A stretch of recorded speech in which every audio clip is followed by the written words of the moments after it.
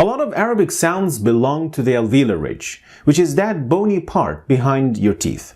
And today we're going to take a look at how we can properly pronounce these sounds in Arabic. In total, there are 10 sounds that are produced from the alveolar ridge. And the alveolar ridge is located right here so that you can see it properly.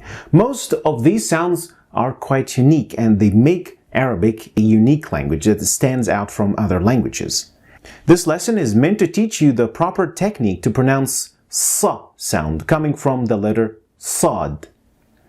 The most obvious thing we can start with is that sin and sad do not produce the same sound.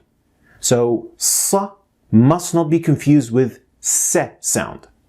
While both are pronounced at the alveolar ridge, the shape of the tongue makes all the difference. As for the sa sound, the tip of the tongue is moving downwards behind the lower front teeth. Remember, without touching the lower front teeth. The back end of the tongue is raised but not touching anything either. So your tongue should look like that. The tip is moving downwards and the back is moving upwards without touching anything.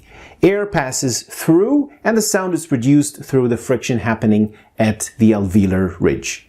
Remember, the most important part in pronouncing the sa is that the back of your tongue is raised. It must be raised.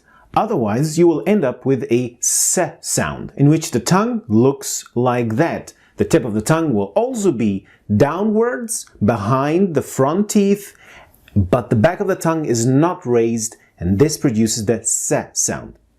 If you're still struggling to get it right, you can take se sound as a starting point and then try and force the back of the tongue slowly upwards without touching the roof of your mouth. So you would be starting like s, that is starting point, you're starting at se sound, and you'll be starting like s. You're going to try to force the back end of your tongue upwards without touching the roof of your mouth. And to help you hear and identify the differences, here are some minimal pairs. First, need to focus on hearing the sound and then try to replicate it. You can produce a sound that you can distinguish. So notice how I pronounce these words. Sar, sar, sar, sar, kasr, kasr, qasr, qasr, faras, faras, furas, furas. Notice how the lips are not doing any work at all. If you move your lips or make any movement, that is not the proper sound. Here are some examples. Listen to them.